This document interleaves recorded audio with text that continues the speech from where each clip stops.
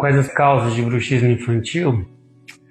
Olha, tanto no adulto quanto na criança, o bruxismo acontece por causa do sistema nervoso central. Basicamente, a gente não sabe por que as pessoas têm ranger os dentes.